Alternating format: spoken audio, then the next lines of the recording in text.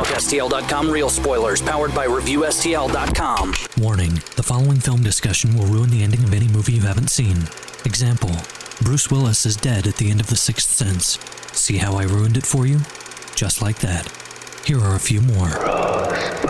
Silent breed is people! I am your father. Get it? TalkSTL.com real spoilers. You've been warned. Broadcasting from a radioactive bunker deep within the Bracket compound, this is Real Spoilers. I am Tom O'Keefe, and this week we will be taking on the Wolverine. But before we get started, let's make our way around the table so we know who is joining us today. Joe. Dan. Blake. Kevin. And so the big movie this week, and it's really pretty much the only one. There's a little, the to-do list. But the big one's the Wolverine, and that's what we'll be talking about. But before we get too deep into that, let's check in with Kevin and get a box office report. Kevin? I don't think that many movies wanted to go up against the Wolverine, and probably a smart move. We see the Wolverine in the number one spot. It took in $55 million. So if you want to know how that compares against the other X-Men movies, it actually opened pretty much to the exact opening as First Class did, which was the last X-Men movie. And that's interesting because First Class opened at the beginning of the summer when the market wasn't quite so exhausted, right? I thought that opened earlier in the summer. It opened June 3rd. So relatively early into the summer. Yeah. It shows that the X-Men fans are at least still out there, and people are ready to see a better movie than X-Men Origins Wolverine. It's obvious that there was some fall off there. X-Men Origins Wolverine opened at $85 million. So this one, people weren't quite, trusting it fully, but Right. I think there will be good word of mouth on this one, as we'll talk about later. Right. Pretty much everything else that's on the top of the list is from previous weeks. So you've got The Conjuring in the number 2 place, which is still holding its own. It made $22 million. You've got Despicable Me 2, which is just unbelievably, at the box office. That's number 3, $16 million. Over $300 million now. 300 mil, yeah, Nice. look at that. Yeah, $300 million, and that's domestic, I want to say. Yeah. Yeah, that is. So, yeah, $300 million domestic on Only that. a 35% drop. That's awesome. Yeah, and remember that had a $75 million budget. So that combined with the worldwide. Number 4 is Turbo. So it's still kind of hanging on there. Turbo had a lot of competition last week, and it didn't open that well. And a very respectable decline, though, 37%. Yeah. Like, that's, that means that people are liking it. And it was a good movie. I enjoyed it. Yep. Grown Ups 2. Can we just skip that Making movie money. altogether? Stop talking about it. Yeah, that movie's made $101 million now domestic. I weep for our nation. And it only cost 80. Which is really expensive for a film. A comedy, right? Yeah. It's just the cast. That's yeah, all it it's is. nothing else. Well, they didn't have to. Yeah, that's probably why they cut Rob Schneider. Yeah. You think it was him? Supposedly, yeah, I did read up on that, and supposedly Really? Rob Schneider wanted more money to be in the sequel than they were willing to pay, and they were like, well, then we don't need you. That's surprising since they're all friends, too. I just can't imagine with their relationship and them all being in each other's movies that someone holds out for cash grab like that. Because Yeah, Rob especially has no money. especially on something where it's like it's such easy money. You do I mean, nothing. they're buddies, and it's like it's a vacation. It's a play date. I would have done it for like $5 million. I mean, I would have. In number 6, we have Red 2, which we tore apart last week. I'm so glad I missed that episode. Yeah. And the number 7 spot, Pacific Rim, still hanging on there in its third week. It made $7.5 million. Yeah, it's kind of bombing. Yeah, Pacific That's a Rim looks shame, like it's too. going away, unfortunately. I mean, it won't be hanging on too much longer. But The Heat is a juggernaut. Yeah, 141 million so far. Yep, The Heat's in the number 8 spot, and it's in its 5th week of release. And look at there, another comedy, and that's half the budget of Grown Ups 2. Yeah. And that's when that one's actually funny. Yeah.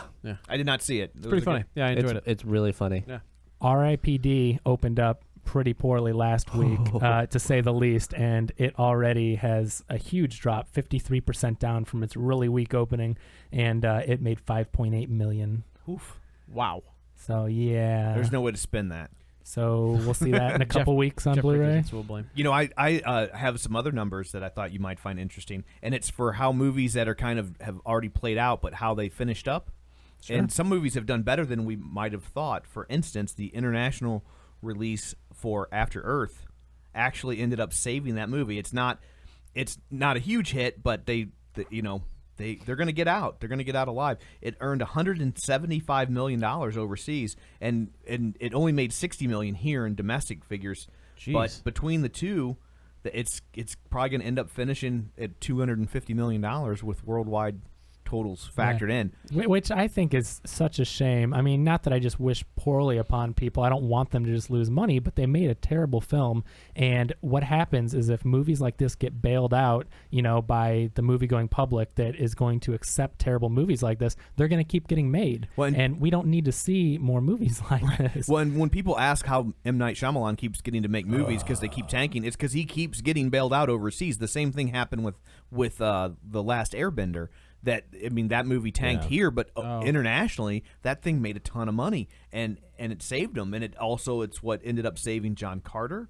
And what's the Lone Ranger doing? I enjoy John Carter. I don't think. Let me see. I don't know if it says. I mean, Lone Ranger tanked this week. It didn't even make $2 million. Yeah, it's $85 million now on a $215 million budget. That did just a couple weeks. It did the international thing, and foreign box office is up to $78 million, so it's almost equal to domestic. It's still, though, it's only made $163 million. And they supposedly spent $250. Yeah. Well, this goes on to talk about White House Down, which just started its overseas run with $23 million, and it made $69 million here. And so, it brings its worldwide total to $93 million, and so it's not a ton of money, but they only paid $150 for that movie, so they're probably going to get out. And then Star Trek Into Darkness, which was considered a hit but an underperforming one, it says it's pretty much done worldwide and its current cum is $448 million worldwide, which isn't significantly larger than the first film's $385 when you factor in 3D, because the first film wasn't in 3D. And it cost $190 to make, but they're going to sell a ton of Blu-rays when it comes out. I mean, because the fans got to have it, and it was good. I mean, if you're a Trekkie, that was a good movie. That's really kind of surprising to me, just baffling that the first movie was so good, the rebooting of the Star Trek franchise, and it made a good amount of money. Right. And you would think the sequel would have blown it out of the water. What happened there? I think what happened there is there's just a ceiling on Star Trek films. I think there's a certain percentage of the population that just goes, Star Trek, no thanks, and it doesn't matter what you tell them about it. It doesn't matter, what the critics say. It doesn't matter the word of mouth. It doesn't matter the cast or how good it looks. They just go, Star Trek, that's for nerds, and they just don't do it. That's good point. Yeah. Until a nerd punches him in the face. See that coming. Yeah, good luck with that. Yeah. And then it also goes on to say that it had a $225 million domestic off an $83 million debut. Is still halfway decent. 2.7 times 1 multiplier, something Man of Steel would kill for at this point. They're talking Man of Steel's going to break 700. I don't know. I'm just saying that according to this, which is from Forbes, they're saying that Man of Steel, while certainly a hit and justifying sequels, is not doing. No, it doesn't have legs. I mean, look at it. It's already under $1 million for this weekend. That's pretty bad. Everybody that wanted to see it went and saw it, and now there's so much stuff out. I feel bad. Like, that's the Zack Snyder thing. Watchmen did stupid money opening weekend, and then it dropped because everybody saw it. See it so right, exactly. And that's a very shallow pool of people that cared about Watchmen. Right. I mean, it just is. I mean, it's I agree. You see that a lot of times when it's something with a lot of fandom. I mean, I remember when Serenity was coming out, and everyone was like, "Oh, I mean, all these fans are clamoring for it," and it did like 15 million or something like that. It's opening weekend. Everyone's like, "That's how much money those fans have." Yeah, right. They spent all of it sending peanuts or whatever they did. On Man of Steel, I know that it's not going to make Iron Man 3 money, but I'm glad it was successful because that means sequels, and that means they're going to keep making these movies. I mean, I did enjoy the movie, myself, so I personally want to see them. But that's one of those things that if this came out and bombed. What would happen to Man of Steel? What would happen to I think your DC stuff is done. Do it again in 5 years. Right. Exactly. They would with stop another origin. Exactly. And I didn't want that to happen. So, $636 million worldwide. I mean, that's a profit after ticket sales, and they've still got DVD, Blu-ray, all that stuff. And honestly, that's not even counting the amount of money they've made from the merchandising of it. Toys and shirts. There's all kinds of toys and shirts and stuff out there now. It's probably the most well-merchandised film of the summer so far. I mean, not including the kids' films, I guess. Yeah. Well, and I know that that plays a major role. I know that when Disney was almost up with Pixar and they were owed one more movie, and they came to them and said, and they at that time they were figuring that Disney was thinking that was going to be the last Pixar movie they were going to get. Yeah. And I think they said, we'll give you Toy Story 3, we could do Ratatouille, or we could do Cars, take your pick. And they were like, well, we'll take Cars. Because they were like, we already own the Toy Story characters, so we want new characters. And if my choice is toy rats or toy cars, I'm going to pick toy cars. And I read something like a year or two ago where it was saying that Cars is the most profitable Pixar property because they've made like the amount of merchandising sales that happens every year for Cars exceeds all the other Pixar films combined. Yeah. Well, Really? I mean, who's buying Up action figures? Yeah. Well, I mean, you know? like are you not buying the mom on the Cars is cancer a bed? Yeah. You're not buying is a that toy? multi-billion-dollar property because of the merchandise. They've created their own Hot Wheels, basically. Yeah. And I'll tell you what, it's crazy. This movie, Cars 2, the second one, came out in 2011. It's now 2 years later, and the stores still have Cars toys on the shelves. Absolutely. I mean, Yeah. you know how they cycle in and out. A new Yeah. movie comes in, toys Right. go out, because I'm always, shopping around with Ryan. And I go in there, and they're not even on clearance or sale yet. Yeah. Cars 2 are full-price toys 2 years later on the My shelves. Yeah, Cars nephew's- never goes on clearance. My nephew's party, his first birthday party, was a Cars-themed birthday party. Yeah. Like, I mean, it's just everywhere. Well, it's this- because it's also an ageless movie. Yeah. There's nothing in that movie that dates it or sets it in a perfect, or a specific point in time. Yeah. So Right. it's Yeah, like 'cause you it'll have to always be appropriate for that time. And it doesn't, I mean, other than looking different or not looking as good, CGI-wise later, the thing is Cars looks, it'll always be that perfect moment. So anybody who's exposed to it will be like, well, this is a great new movie. Right. They'll never know. And they've got all kinds of different cars too. You don't just have like all race cars. You've got like Right. the dump trucks, and you've got of course you have the race cars. But I think the kid collect. Well, I guess I don't. Do kids collect things anymore? Sure. Oh, sure. I don't even Nope, know. that's As stopped much 10 as years the ago. wallet allows, I guess. I guess. That was outlawed during the Obama administration. No more collecting. But this goes on to say another flop that wasn't. The Hangover 3, the $103 million comedy has earned $350 million worldwide. And so the Hangover 1, yes, made $467 million. Hangover 2 made $586. Holy cow. Wow. But it still ended up making 3.5 times its budget, so they're doing okay. Great Gatsby has earned $330 million. These are all international figures on a $105 million budget, but actually it made $143 million of that in America. But I mean, it's a uniquely American story, so I guess that's not too terribly shocking. The kids movie Epic that kind of came and went here is Plant movie.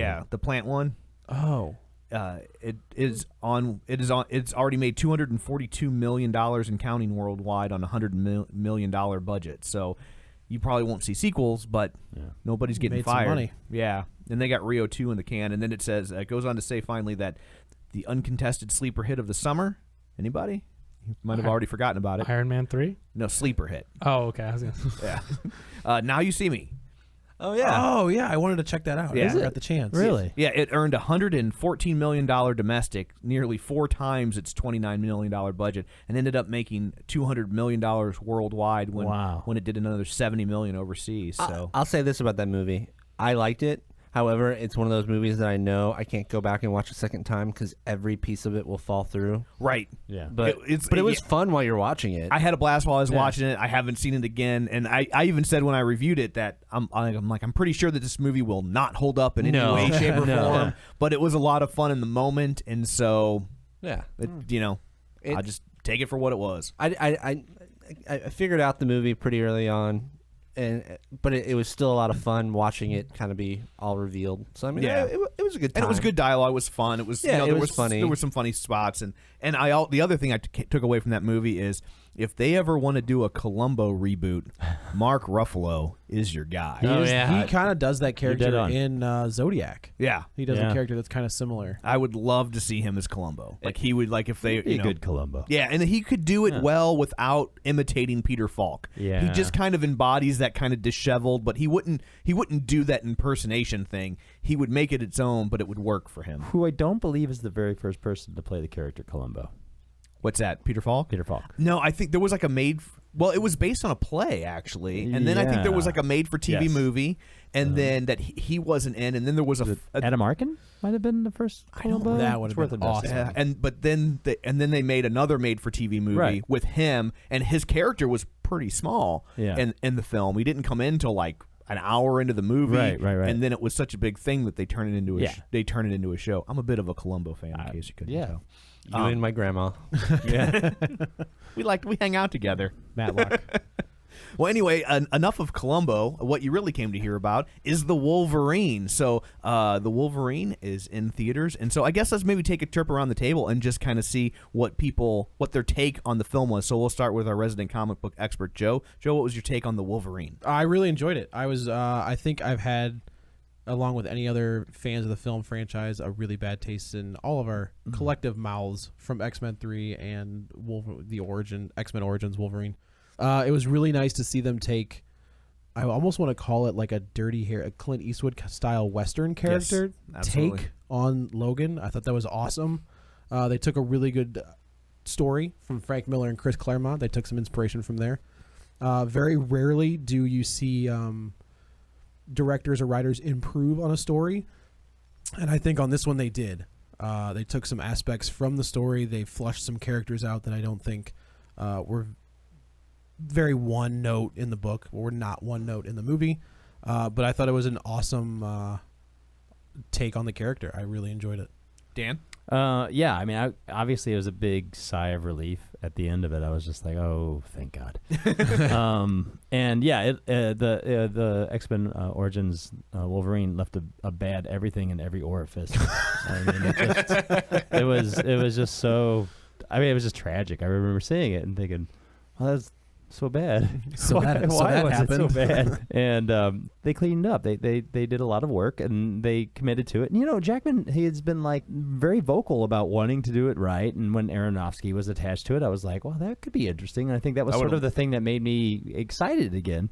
And when that fell through, and it was James Mangold, I was like, yeah, okay. I mean, this guy's not. This is not outside of his wheelhouse, but I mean, this guy's a little more on the dramatic side of things. Yeah. Girl Interrupted, and Copland, Walk the Line. So, I mean, this Walk the Line. He's a real guy. Like, yeah, this isn't he's just a director. It's not a Hollywood hack. He's done some real stuff. And they did bring and the 70s sort of vibe was brought up a few times, and I think they paid off on that. They think they took their time. Whereas, it wasn't rushed, but they definitely paced things out. And honestly, it's got maybe one of the best action sequences I've seen in a while. Like the bullet train, the bullet train thing, the bullet train, choreography, so much fun. I love the bullet train. How we also got that classic shot of Wolverine coming straight at you with the claws out and the speed lines behind him. They even found a way to incorporate the speed lines. Yeah. And instead of being like, "Oh, that's cheesy," I was like, "Oh, that's awesome." And it was appropriate. Yeah. But no, I mean, it definitely fixed the mistakes of the previous one, and without having to load it up with a bunch of characters or cameos or winks and nods and gimmicks. It's pretty straightforward. I think one of the things I really liked, because I did like it, one of the things I really liked about it was that instead of all these other Hollywood movies have gotten bigger, it's like, which city are we going to destroy this week? Yeah. This one went the other way and got smaller. I think fans are fatigued. Yeah, I think the amount, World War Z, Man of Steel, all these movies where cities are being destroyed.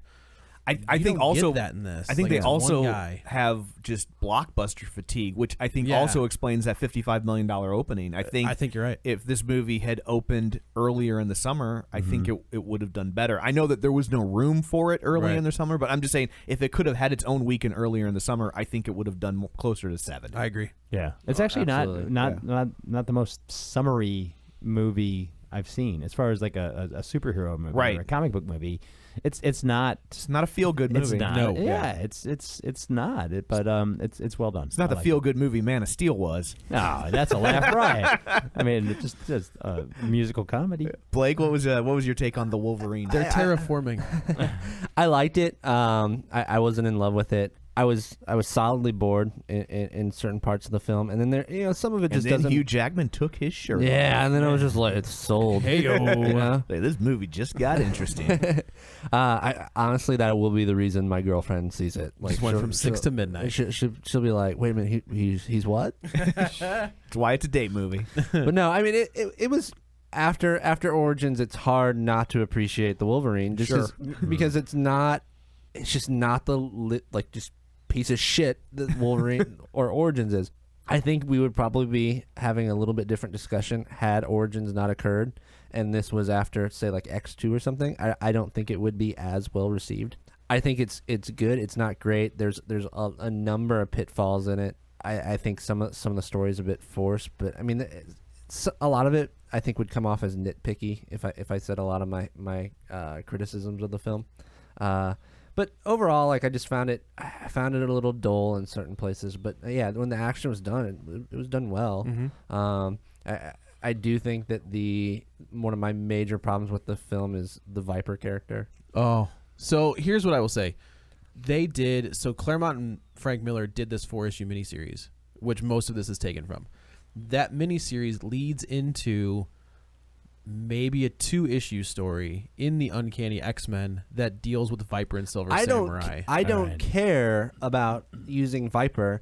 I just think the actress who did her was freaking awful. Yeah. I mean, God, it was bad. She was how more by the numbers, bad villain can we? And there's no nuance to the performance or anything. It's just I'm bad. I felt like she was just your face or something. Just a henchman. There was nothing to her at all. It was really corny, especially when the rest of the film was so grounded. Yeah, the rest of the film plays like the French Connection or something. And, and this one, and then this character, she walked in from a different movie. Yeah, she walked in from a superhero movie. Right, and I don't think That's okay, but that's not what they were doing. Right. Yeah, the Wolverine. Obviously, he's an X-Men. He's an X-Man. He's a superhero. To the nth degree. I did not get that feeling in this movie at all. To me, it did not feel like a big budget superhero flick. To me, it felt like the French Connection, right? Or like a Western where the guy has the troubled past and he's just trying to make do, and he gets Shane. Yeah, and he hung up my guns. I'm not doing it anymore. Unforgiven, or he gets pulled back in, and he's back. Yeah, I really care about CGI bears. A really bad CGI bear that pees. Kevin. So I was worried for this movie about 3.5 years ago. They greenlit it right after X-Men Origins Wolverine came out, and we all know how bad that was. It was just an atrocity, It had terrible special effects. It had terrible acting and just stupid story decisions. There's not much of anything I like about that movie. So to announce a sequel right after, to me, meant we're going to get more of the same. People dig this. It still did box office numbers, even though it was terrible. But when we saw the first trailer for it earlier in the year, I was like, okay, I can buy into this. This is not the same kind of movie. And what I really liked about it that Tom touched about earlier is that the movie is smaller, and it really focuses in on the characters and the story, and not a whole hodgepodge of superheroes and villains and all. It's not that movie. This is about Wolverine, and it's about this one storyline that is based on that 82 comic, and I really enjoyed and getting to know these characters. So they go into more depth than they did in the comics. They really took these characters, they changed some things around, but you learn a lot about them, and I found the parts that were slower, they were slower in a good way. So for me, I never felt bored during the movie. I really enjoyed learning about these characters, seeing the relationship grow between Logan and the female lead, and Mariko. Okay, yeah, and to me that stuff was really cool, and it was all contained in Japan. There were not a lot of well-known actors in it, which I think was good. There wasn't a lot of distraction from saying, oh, that's this guy, or you're getting those nameless actors that did a good job. And I thought it was more of, you're right, it's not so much of a superhero X-Men action movie as it was a movie with Wolverine in it. Right. And I liked that they took it seriously, and the action scenes they did were excellent. Whereas in Origins, it seemed like they tried to jam in action around every corner, and it was done really poorly. Here, when they do the action, they execute it right. And it arrives at that point in the movie organically. It makes sense, that they've arrived at this action scene. If they didn't write an action scene and then try to figure out where it should go in the film, right? Which is what happens in so many of these. Like Lone Ranger was a collection of action set pieces that they wrote a screenplay around. Where I felt like this was the other way. Right. Yep. And I at this point I can't see anyone else's Wolverine. Hugh Jackman, and he's never been the problem. He wasn't the problem in Origins. We know the guy's a great actor. He wasn't given much to work with, but anyway, he's great in it again. The one thing that really stood out to me was in Origins, a lot of things stood out in Origins, but in Origins, the special effects were really, really bad. And one of the worst offenders was his claws. They were not coming out very realistically from his hands. They were moving on his hands. They were floating on top, and they would shake because of bad motion tracking. It's like they didn't know how to use their special effects tools, so they were just floating around, shaking on top of his hands. On the fourth time. Yeah. You know what I mean? Like this wasn't Well, the first time they've ever had Wolverine on screen either. X-Men 1, the claws looked better than this movie that came out in 2009. Yeah, Origins was like the Superman 3 of the X-Men franchise. Like they were like, people knows what it's like when he flies, you know. And so they're flinging like a Superman toy out the window. Filming. That's what Origins was for X-Men. It was like they weren't even trying. It's not the platform for a video game. No, they were just like, whatever. So I think they could have tightened up the special effects a little more. That, don't get me wrong, leaps and bounds above Origins in this movie, the special effects. But his claws, there are still times, I mean, it really shows up on a big screen in high definition, you know, but there were times where his claws looked a little inorganic, you know, towards the end after the big action scene when they're just hanging out. I mean, the physics, the lighting, and the texture just didn't look quite right. I could tell they were CGI'd, but the rest of the movie, they were pretty darn good. So I think they could have tightened up a little there, but overall, I think the bone claws looked worse than his. I've never been a fan I didn't notice that. Those are never going to look good. Yeah. No. I mean, I understand why, but and especially now because it's like, well, they got to grow back or else he's done. Yeah. Sorry, spoiler. We're on the show. It's all right. But you know, I mean, they're just never going to look good. Yeah. It's just one of those things where you're like, oh, really? Okay. You know, we've done a lot of bagging on Origins, but I came across this thing on the internet that I wanted to play, and it's the people over at Screen Junkies created what they do. It's called an honest trailer. Have you ever seen these? Oh, yeah. Okay. Fantastic. And these are great. This is the honest trailer for X-Men Origins Wolverine. All right. Liev Schreiber, He was great. was the best part of that whole movie. Like if they can get him back as Sabretooth, Yeah, they just didn't know what they wanted to do with that movie, and they also clearly. I mean, I will say it, until I'm blue in the face. I don't think that movie even knows what year I it's supposed agree. to be within the it's movie. They're bouncing like, all what year over the is it? place. I don't know because Stryker's old, but he's not the same actor, and Professor X is walking around, but he's not supposed to be. And, Cyclops is in it. Cyclops, but he's got goggles And on. Emma Frost, Emma apparently. Frost, Yeah, is Emma in Frost it. is in it. There's Gambit. Oh nope, never mind. He's gone. You got the trailer queued up? Here we go. You guys will like this.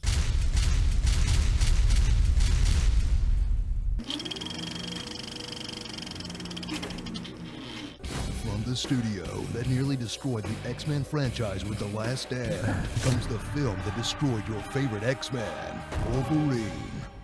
Journey to 1970s Canada, where everyone dresses like it's 2009 and no one has a Canadian accent. Guys, whatever this is, take it outside. Witness Marvel's most hardcore character get completely neutered in his own extremely boring movie. Watch as Wolverine's centuries of war are glossed over in one montage to instead make time for things no one wants to see Wolverine do.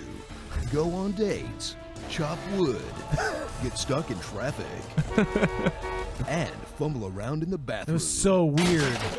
The scene out of Dumb and Dumber. Yeah. You're right in there. That's the scene And that has if the you bad thought pause. they could only ruin Wolverine, wait until you see what they did with Deadpool. The Merc with a Mouth gets his mouth removed and trades his cool costume for 8-minute abs and magic eyeshadow. Oh, and he also gets a grab bag of random mutant powers that Deadpool never had. Are we sure Brett Ratner didn't direct this? Get excited when they introduce fan favorite Gambit. Then get immediately disappointed when you realize that he's only in the movie for 5 minutes. Instead, spend time with some of the lamest mutants you've never heard of. Wraith, Agent Zero, Bolt, and Silver Fox? Wow, Marvel, really scraping the bottom of the barrel, huh? Prepare to learn the origin of boring Wolverine facts, like where he got his jacket, and the super boring story behind his nickname. Trickster wanted the moon for himself, so he told Kikuat to Blah, blah, blah, blah, blah. Wolverine. Really? Strap in for an action movie with effects so bad, it barely looks better than the leaked rough cut everyone pirated online. Featuring this horrible CGI camera trick, this weird CGI ladder, this awful CGI facelift, and unforgivably terrible CGI claws that somehow look worse than the first 3 X-Men movies. So get ready to crank up the volume in one of the shoutiest films ever.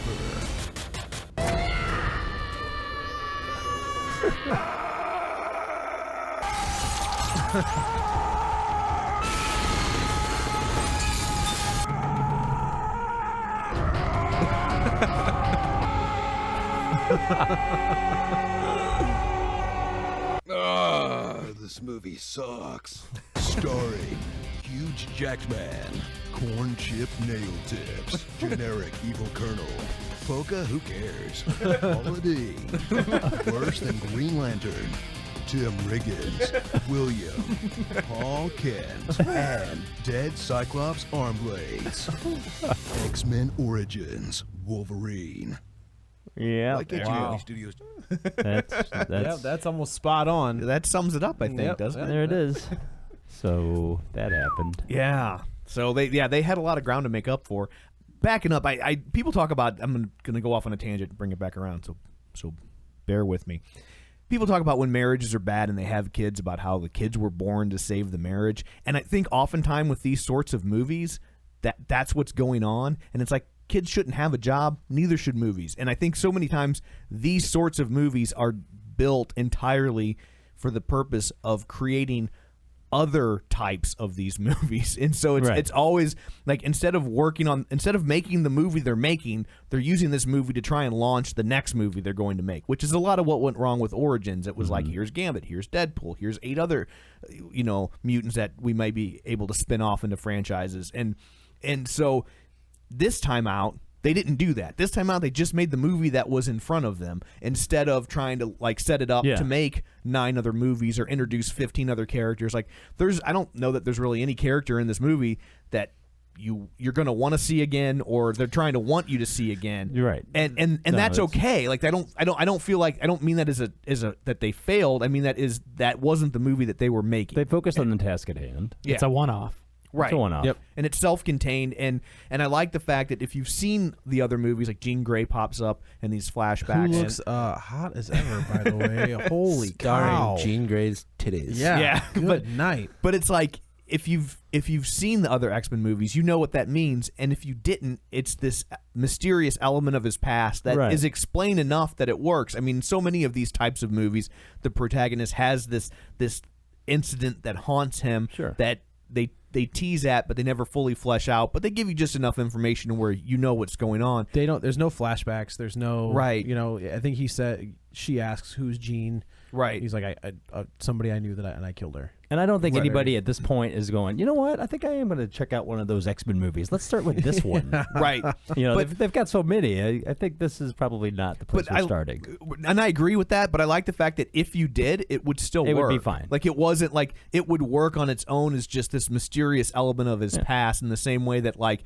we didn't see the movie before Pulp Fiction where they loaded the briefcase. Right. You know? No, and I think, honestly, if somebody did that, they could go back and start at the beginning, and it would probably be fairly interesting. Totally. Yeah. And so I like that it didn't feel compelled to it. Like I said, it didn't have another thing to do besides make an interesting movie, which they did. Except for the post-credit scene, which was actually for me a surprise, because I guess I did avoid spoilers on this. Right.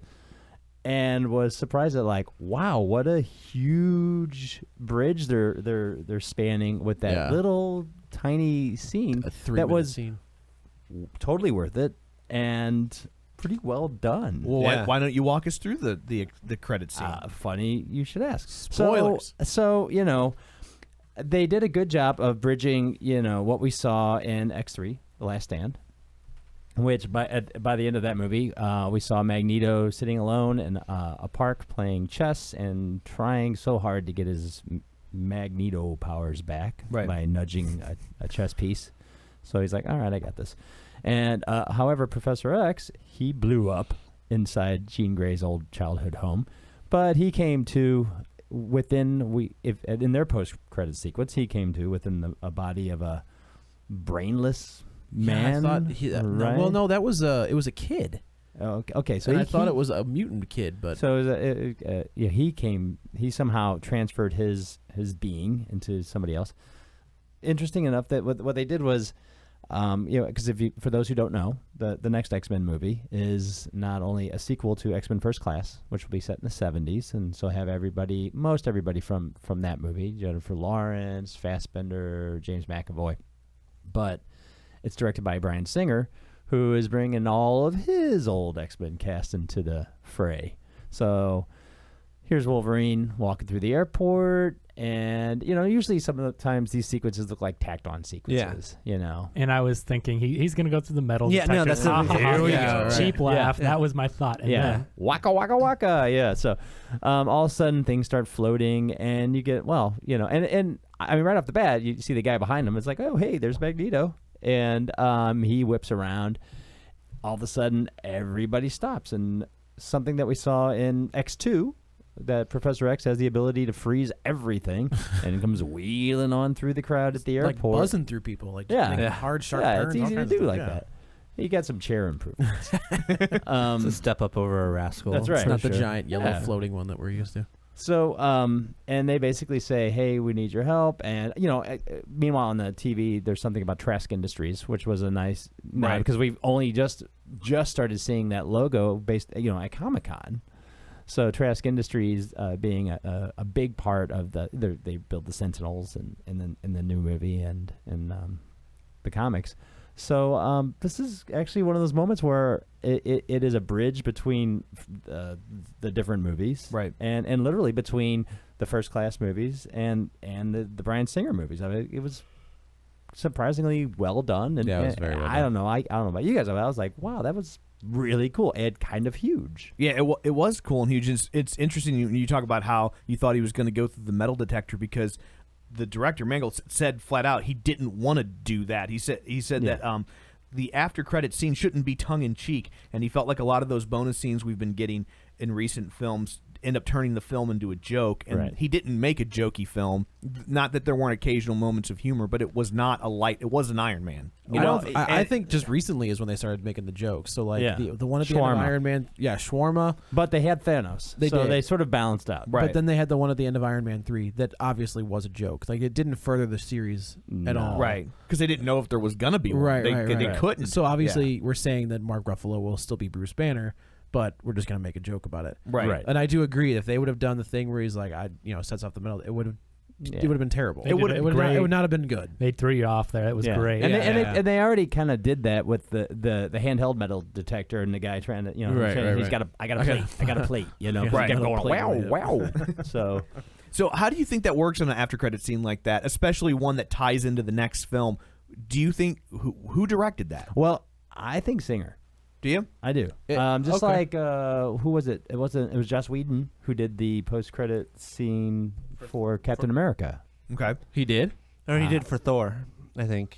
Right? Because Captain America, what was after it was just the Avengers trailer. Or whatever. No, Captain America was when he wakes up in and runs out on the street. Runs on the street. All right. Is that I thought. Well, that's the very end of the movie. That's the end of the movie. End of the movie. The after credits thing for Captain America was just the trailer. For That was the last one. No, but I mean, when he's running through the street, I thought Whedon had his hands in that. Oh, see, I thought he was always the Thor part. Which Thor part? Where they find Mjolnir? Where Loki's in the basement or whatever. With the Tesseract. Yeah, and they changed the face changes. I thought that was the Whedon directed scene. Yeah, because this one, like in the context of the movie, it's like, well, where's what's her name, and why is he at the airport? They have a private jet. He doesn't need to go through. Where's metal Alien detector. Face? So there's certain things where you can like it, you can pick it apart, but it seemed fairly recent. Because he just started, he not just started, but it was only a few weeks ago that he started filming on the new X-Men movie for Singer. I think we just got the teaser posters this week, I think. When's the release of that? I think it's 2015. I think that's going to be a massive summer. The summer of every movie right now. Yeah. I also think there are literally no movies coming out next summer. The Guardians of the Galaxy. Not even that. There are no movies coming out next summer. It's just going to be blank screens the entire summer. The entire summer will just be trailers of movies that come out in 2015. And you know who's really happy? Fathom Entertainment. all those Fathom the Opera at the movie, all those things. Dr. Phil on the big screen. Evening at the Met. Fathom Entertainment presents the summer of 2014. Everything you wanted to see. One night only. Pat Harrington and Tim Conway and The Odd Couple. It's gonna be that because everything is being held off to 2015. Yeah, that's going to be a big push. I also think, Blake, to go back to a point you were making about Viper, I think if they don't use Lady Deathstrike in X2, that Viper character, that role should have been Lady Deathstrike. Yeah. So the gal who plays his bodyguard, Yutiko, Alien face girl. First of all, in the comics, she works for the Hand, which is the League of Ninjas. Which so she has a hand job. She has a hand job. Yes. She also works for Mariko's father, who kind of sets everything into play to take out Logan. Yutiko falls in love with Logan. Logan kind of shuns her because he's still in love with the other girl. And then she ends up becoming one of his bigger villains, in my opinion, Lady Deathstrike, who was played by Kelly Hugh in X2. She's got the bright red hair in the Wolverine. Mm-hmm. That's where I thought we were going when she makes a comment about he's been stockpiling adamantium. He's been doing this. Like, we're gonna get a legit Lady Deathstrike, and like they're gonna follow the character, and then they don't do that at all. Like, so they use that Viper character, who also she's Madam Hydra in the comics, and they can't call her that because of the Marvel stuff. Right. So Marvel has already introduced all of Hydra. So they can't. It's almost like Marvel not being able to call Quicksilver and Scarlet Witch mutants. You can't do it. They won't let them do it. That's right. So they couldn't call her Madam Hydra. But doesn't Madam Hydra turn into Viper in the comics? She is Viper. Yeah, it's the same person, but they can't call her. Oh, sure. Okay, I was just saying they do refer to her. Marvel legalities are all right. so freaking muddy. Exactly. So let's address the big reveal at the end of the film that has some comic nerds not too happy, which is how they introduce Silver Samurai. All right.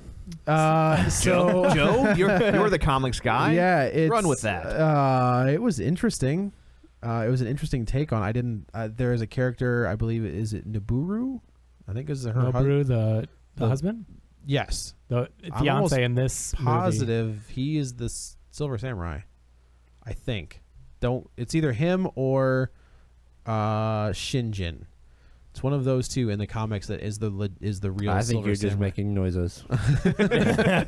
I don't think that I am. I think you have some weird Asian form of Tourette's. So I saw the reveal coming. I think if anybody that's watched movies knows that it was a pretty obvious reveal. This is gonna happen. Something. I was like, something's controlling that thing. Well, as soon as she says, "I didn't see his death," and you're like, I guess he's not dead. Whisked him away. We're gonna see that guy again. I guess. We've made an absolute here, right? And he does not fit into that absolute. I don't know. Wolverine didn't have his heart in his hand on that table, but he did. But he doesn't. Inside. He doesn't have. She only has PG-13 vision. That's right. What's interesting about that scene where he takes the item off of his chest, off of his heart. He cuts into his own chest and essentially pulls out his heart. And this is what's suppressing his powers, because he gets shot in the very beginning, not the very beginning, but when the movie starts up, and the funeral sequence, and he's not healing. Right. Takes like a shotgun to the chest. Yeah. And so, and I took that to be that he had his powers still, but they were severely lessened. That's why he was being, because most people, they get shot like that, they're going to get taken down. Normally, he just shakes it off. So I took that to be that they were lessened, suppressed, but still they exist. Weren't gone. Yeah. I did like the way they didn't hammer that. Right. Like, it's kind of like when he took that initial shotgun to the chest, they did a really cool like slow motion where he's like they give him hangover. Something is that tick. Yeah, that's not right. Yeah. And it's not like she puts the thing on his chest, on his heart, and then all of a sudden his powers are gone. Like it's a decline. It gets weaker over time. I like that as well. Yeah. That he was getting weaker, but he cuts into his chest and basically reaches in, touches his own heart, and takes off this nano technology or whatever things from the Matrix. This plot, he removes the plot device from his heart. And but what's interesting is that this is a PG-13 film. That's a pretty graphic scene to show in a PG-13 film. Do you know how they got away with this? Do you know there's an way? there's an actual story as to why this was allowed in a PG-13 film? And hang on, I have notes as I do. Yeah. Okay, this is directly from the director. He says the way the rules work in the States is that they're not human. Wolverine is inhuman. He's a mutant. So you're it's not okay. held to the same standard as if they were human. It's almost an act of convenient anti-mutantness, in that the MPAA views mutants as less than human, so we know whose side they take in the upcoming war, and therefore their pain is not worth as much of our anxiety, and therefore not as troubling to children. And that worked to his benefit, and he's like, so I shouldn't criticize it too much. But that specifically, like, if he had been a human instead of a mutant, They would have not been able to use that scene in the film, which That's I awesome. find absolutely fascinating. That's amazing. Yeah, the MPAA. Yeah, They made up rules. Yeah, and he also Yeah. says, in case you're curious, there's about 10 or 12 minutes of scenes that he would love for people to see. He says there will be an unrated Blu-ray coming Awesome. out, and there's another great scene with Hiro Sanada. Is that how you say that? Yeah. Sanada. Yeah. Tomato. And it's a much more elaborate battle with ninjas from the third act. That is a pretty huge battle sequence that you'll get to see. Awesome. Lots more blood and dead ninjas. Well, And- and this one, I mean, I didn't feel that the gore was, I don't want to say absent, but it wasn't distracting like the complete lack of gore in Red 2. Right. Where you're just like, oh, wait, what? So he just got his throat cut and he just looked like he scratched him. I mean, Yeah. this it felt like it got the point across. Right. Even though it wasn't, I mean, it's not gushes of blood splurted all over the screen, and that's It's and not that's fine. Faust. I don't care. Yeah, exactly. I don't care. But I mean, at no point did I go, whoa, that's it doesn't feel tapered. Right. No, you I know. don't. I also think I like the way they were able to let him say certain 4-letter words. Yeah, he dropped an F-bomb. he did, which Yeah. I thought was like, thank you. And An typic- appropriate one. Yeah, exactly. And- But he also did in First Class. A fantastic cameo and an Right. appropriate F-bomb. yeah, but I like that. And apparently, the way I understand, I don't know if it still works entirely this way, but I know the way it used to work with the Yeah. ratings is you get one, in a PG-13 film, you get one F-bomb, but it Yeah. can't be used as a verb, so it can't be sexual. Right. So exactly. you can go F yourself, but you can't say, hey, Jean Grey, I want to F you. Exactly. I want to F you up. No, I Yeah. guess you could F her You up. could. You Yeah. could, yeah. But so wow, that's interesting. You Yeah. could punch her in the face and say, I want to F you up, but Yeah. you couldn't make sweet, sweet love to her. Way to go, No. MPAA. Thanks a lot. MPAA. Way to get your priorities straight. But no, I thought I also thought the violence in this movie, to me, seemed appropriate. Yes. Like, it wasn't gratuitous. It wasn't No. over the top. I thought, having everybody wear black, you can take out the blood at that point. Sure. Because you can't see. Yeah. red It's ninja on blood. It's You can't- ninja blood. you yeah, can't see it's it anyway. hand They blood. hide it. Yeah. What I would have liked to have seen is the hand ninjas disappear, because in the comics, when you kill a ninja from the hand, they just like they just fall, like their clothes just fall, I think Star that would've- Wars style. I think that would have taken you It too totally much out of would've. reality for this Absolutely type of would've. movie. Yeah. I mean, we're already dealing with like people using bows and arrows and stuff instead of guns to take people down. So I mean, like, Oh, they took yeah. them down. yeah. Well, that's one of the things that I found kind of silly about the movie is apparently everybody in Japan still uses swords and bows and arrows. That's right out of the book. Yeah. There's a whole fight scene in the Yeah. book. Oh, I understand it's Yeah. right out of the book. I still think it's kind of ridiculous, but it's like The that's one of old the things that would be ways. What are the- nitpicky. Honestly, I don't know. What are the gun laws over there? Do we know? I don't Oh, they're pretty strict, but I Yeah. mean the Yakuza have like apparently stockpiles. Like ninjas can't Well, use guns.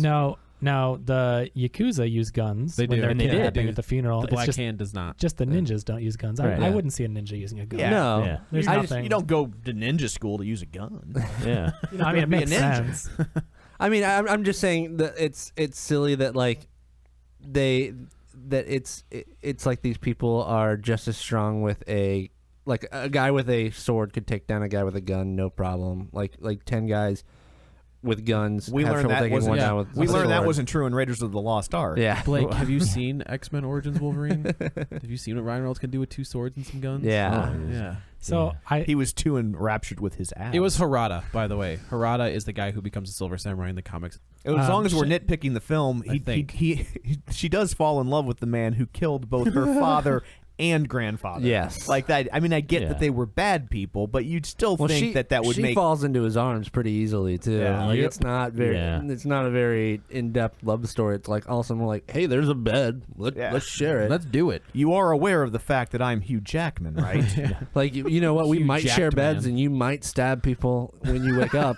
But let's do this. You know. In the sweet romantic spot where the bomb went off too. Yeah. That's also. Yeah. I mean, it is- right. I mean, forget the I also south thought of that France. I thought that was cool. I thought they did not shy away from his healing factor. So that opening scene when he shields the guy Right. from the atomic, and he looks up and he's literally just a charred flesh. Yeah. Yeah. Like there's nothing like the nice about burned that. French fry. Yeah, exactly. And So that's then that's when he first meets Yoshida. Correct. I thought it was interesting. So going back to the comic, there is no grandfather. Shinjin, the dad, is the Shinjin bad is her guy. father. So the grandfather is really like the main focus here because Right. Hugh Jackman, Wolverine, saves him during World War II. Then in current times, he wants to reward him, or he says that he wants to say goodbye to him. So he flies him to Japan, and we find out his true intention is to take Wolverine's powers so that he can live a mortal life, grow old, get married, and die. And Yoshida wants to live forever. He's got something up, you know. I'm not ready to die yet. Right. Yeah. So he's become this huge mogul, creating all this technology and everything, and so he's a pretty big deal over there.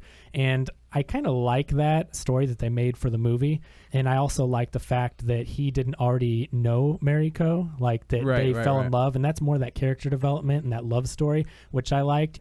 In the comic book, he wants to go to Japan for Mariko because she's not answering his calls, and she's married someone else who was or something. yeah, exactly. And so I like that you get more of that story, that love story between the two of them. I also like that they give everybody has motivation. Like her father is pissed because she gets the corporation that he has been trying to save. Like so the grandfather has this entire time has bankrupted Yoshida Industries, trying to find a cure, trying to stay alive. Yeah, exactly, trying to stay alive. So while the Yoshida's son has been working his ass off to get the company back and to hide all of the money that he has spent, then the grandfather goes around and gives the company to the granddaughter. So I like the fact that there is a motivation for each person rather than just like, oh, he doesn't like her. And let me tell you what I thought. I thought this was one of those classic tropes where they say, oh, my son's not worthy. I'm going to give it to someone that makes no sense to run the company. And that's what they did at first. Right. And you're just like, why would they do that? That's a stupid movie thing. No one would ever pass the company down to someone who isn't worthy of it, like the granddaughter, just because you like her. Right. And didn't want it. Right. But you find out in the end of the movie, he gave it to the granddaughter because he was going to become Silver Samurai, and he knew he could manipulate her rather than the son. So I love that there was an actual reason for it that you don't find out. That's till the the end. motivation. Like everybody has their own motivation. It's not just a plot device here and a plot device there. They flush out these characters, which they really don't do in the book. I mean, the main character of the story is obviously Wolverine.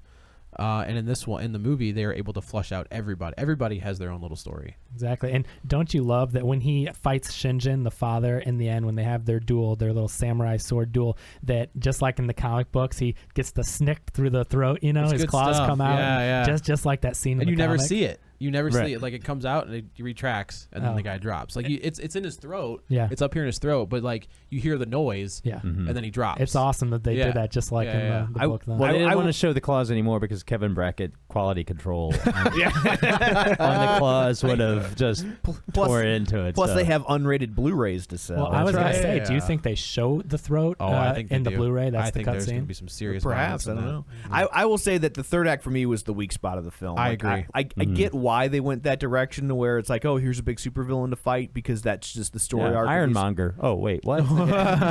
But for me, the film didn't need it. It was No, doing it so didn't. well. Is this smaller? Like it in a lot of ways, it played like Frantic from Roman Polanski, and I liked that smaller aspect of it. I get why they got away from it. They didn't have. I felt like they didn't have the balls to entirely commit to making this tinier film. They needed that big final battle, and so. It was a cool battle once it came. I just didn't need it. I would have rather seen it resolve more organically. But that being said, I get why they did it, and on that level, I enjoyed it because at the end of the day, it's still a comic book movie, and it needs to have certain things. And it happen. was the comic book ending. Yeah. Right. So I felt like that ending, for those of you that read comics, there are always delays. Yeah. Always. Especially nowadays. So you'll have 4 issues by Jim Lee, and then Jim Lee won't be able to keep up, and then you'll have two. Sorry, Jim. That goes without saying. That's redundant. Yeah. So then you'll have 2 issues by another writer, another artist, and then Jim will catch up. To me, that's what that third act felt like. Yeah. I felt like we had an amazing movie. This very, like you said, a much smaller movie until that third act, and they brought in the fill-in guys to do the ending. Right. And then we finished. That's how we finished the story. Yeah. So to me, that's where I kind of lost it. Yeah, well, and I've been wanting comic book movies to do this for a while. I mean, we've talked about this before, about like, okay, enough with the origin stories. Right. Like, just put these characters in motion and let them do things. And and I really felt like that's where this movie thrived. Is it took a character that we knew, it put him in new settings, and we got to watch what happened. And so from that angle, I think it was a very successful film. I like that aspect of it a lot. Yeah. So in the end of the movie, what happens is the Silver Samurai takes his adamantium sword and he slices both of Wolverine's claws off. Yeah. And that's where you're just like, what is he So what happens going here? to do? And so at the end, his bone claws grow back out, which is interesting. I wasn't sure how they were going to play that out. I mean, I knew something had to happen. So the question that it leaves us with is now Wolverine only has bone claws. He doesn't have adamantium claws. I really hope in Days of Future Past they're just kind of like, nah, we put it back on. Well, I hope they got not. like but Lee press-on claws. But so yeah, I mean, we know the whole origin and how he got the adamantium and everything, and that was a big deal. It was not an easy process. You don't just go to the 24-hour adamantium shop. How on You earth don't think does he they have those? Magneto puts them back on. Oh, well done. Yeah. That makes because that's how it ends. That's how what happens in the books is Magneto. Wolverine's got him dead to rights. Magneto catches him and pulls all of the adamantium out of him, and then we end up getting feral Wolverine and stupid bone claws and no nose, and the character just went to hell. Right, from so he's there. going to reverse engineer it here. He's going to He could take it all. Like, yeah, if Wolverine still has the claws, He'd he'd be just the guy like, for the "Here, job." Yeah, here, put those back on, would you? Thank you. Cool. These There you bone go. claws. These bone claws suck. I Good can't call. do anything with it. That's the only way I can think of them doing it. Blake and called it. It would be simple. I don't know if they'll actually do it, but I mean, You can do it if- off screen. If Magneto's give a quick in the explanation. film, like, why not? He's in it 2 times over, so. Well, and they're working together, the two films. You know what I mean? Right. So, like, this movie knows that Professor X comes back. That movie has to know that he got his claws hacked off. Yeah. So I'm sure that there's some sort of. They know that they have things that they need to address. Right. You know? Yep. Yeah. So I think we'll be okay there. Well, so I guess everybody seemed to pretty much end up liking the Wolverine. We were all pleasantly surprised. Yeah. So that's a good thing. So there you Happily go. surprised. And so before we go, Dan, do you have a video recovery for us? Well, I actually do. And it does kind of circle around the MPAA a little bit. In 1983, Brian De Palma actually who has had a fairly contentious relationship with the MPAA. I can't imagine why. And you know, in the 70s and 80s were really his kind of heyday. I mean, when you look back at his output, it's like, man, that guy has made some pretty impressive movies. It's dropped off. I mean, it's like in the 2000s, he's hardly made a dent. So in 1983, he had been going back and forth with the MPAA on the rating for Scarface. They kept giving it an X rating. He kept turning around, and it got pretty heated. He even got to the point where he brought in DEA agents and feds to sort of because their big hang up. Well, there was a lot of things that they were hung up with, but a big hang up was the drug usage in the movie. So he even brought in DEA agents to say, yeah, this is good that you show this. It shows, the decay The downside and the of it. downside of it. Yeah. So he eventually got his R rating, but he was so just bonkers after that he's like, you know what, the next movie I'm going to do, F the MPAA, I'm totally going to just fly in the face. I want to blow up the MPAA. So he, out of spite, made a movie called Body Double. It came out in 1984. I don't know if you guys have I seen remember it. Body Double. You've seen it. It was actually a big cable and home video favorite because it's pretty raunchy. I mean, when you watch it, I mean, I don't know if it's any worse than what you would see today on HBO, like on Dexter or True Blood, but it's pretty, for its day, that there were a lot of kids that age watched that movie. Yeah, I mean, this is a movie. It's got Craig Wasson, Greg Henry, who's a great character actor. He's usually a villain. It's a breakout role for Melanie Griffith, and she's fantastic in this movie. And she plays a porn starlet. It's set in. It's got voyeurism. It's got porn. It's like the movie cheesy, Hitchcock couldn't make. It's cheesy horror movies, and it's actually two. Because he's always been De Palma always caught flack for being a Hitchcock. Poor man's Hitchcock. Yeah, poor man's Hitchcock. And he takes 2 Hitchcock movies and combines them, which is Rear Window and Vertigo. Fantastic movie, and it really actually holds. I just watched it recently, and I was like, man, this movie, when it came out, he was De Palma was nominated for Golden Razzie, and critics hated it and have since reversed direction, and it's actually considered to be pretty innovative. It did introduce the world to Frankie Goes to Hollywood. That's so right. you can't knock that. And it's coming out on August 13th on Blu-ray from Twilight Time, 3,000 copies. That's all they're making. Wow, that's which I thought was kind of. I mean, that's odd. a bigger movie than that, right? Yeah, Scoop one of those I was up like, if you can. It's coming. Yeah, it's like $30. Right. But I bet you it'll be 150 inside of 6 months. Yeah, I was like 3,000 copies. Nothing. That's it. Yeah. But I mean, if you can catch this movie, definitely check out Body Double and see what somebody who doesn't care what the MPAA says. I mean, he still eventually had to get an R rating. Right. I was gonna say, did he get a rating, or did it didn't come out on unrated. It came out R rated, but it's because he threw so much into the movie that there's just it's. I think lifting off of Hitchcock probably helped him a little bit because they're like, well, it's just like it's an what update on Hitchcock. did. Yeah, That's all, and voyeurism was always a big theme throughout Hitchcock films. That guy liked to watch. He took some of the darkest, perviest elements of Hitchcock and made him pervier. And made him pervier. Yeah. But didn't have to do him in a subtle way anymore. Like he could just flat out be like, yeah. No, there's because the hero, you're kind of like, well, he's just he's staying at a buddy's house. He's an out of work actor. He's happened to see a lady across the canyon over there in the Hollywood Hills, and so he watches her every night, and things go bad. But and so he's a stalker, but he's trying to look out for the lady. It's definitely, if you haven't seen it, definitely check it out. 1984 still holds up pretty well. Worst case scenario, there are boobies, and Who Melanie doesn't Griffith, love boobies? she's. This is when she, was trying to make her career, and she's phenomenally good in this. As an actress, this is probably one of her best performances. Yeah, and her least clothed. So it's a win-win. Here it is. Well, thank you, Dan. Yeah. So when movie does not get a rating, does that mean it can't be released theatrically? It means that no. the big chains typically won't pick it up. Won't carry it. Okay. An AMC or locally a Warenberg won't carry it. Yeah, they won't carry unrated movies. It'll have to play like the High Point at an art house. Something like that. Yeah. And the last time that this happened with a movie, Bully was a big movie. Yeah. That and there was there's so many people rallied behind it because they're like, if you take away, just the heated, hurtful things that are in this movie that make it an R-rated movie, it defeats the purpose of having people see this movie. Yeah.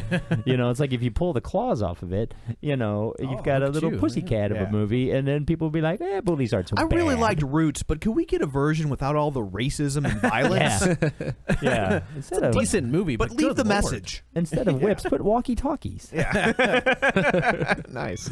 So, it's just one of those things. It's the big chains. I don't know, like a Sony Lowe's, I don't know what they do.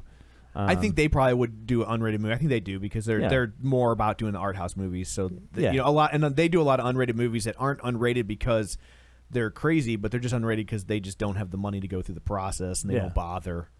Which is odd because you look back at Midnight Cowboy, which won Best Picture. Only X-rated film to ever win Best Picture. X-rated. Yeah, it's full out X-rated. No, it's not. By today's standards, X-rated. It's it's not. It's not X-rated. What's the difference between X-rated and NC-17? Well, here's the deal: is that the X rating, when they first went to the system that we have now, which is G, PG, and R, and this predates PG-13, they had an X, but the MPAA was like, well, X, that's just a kind of a dirty thing, and so they copyrighted or trademarked all of the rating classifications except for X because they didn't want to be associated with X. Right. And I think they also didn't want to spend all their time having to classify dirty movies. Right. And so they didn't take X and claim it legally.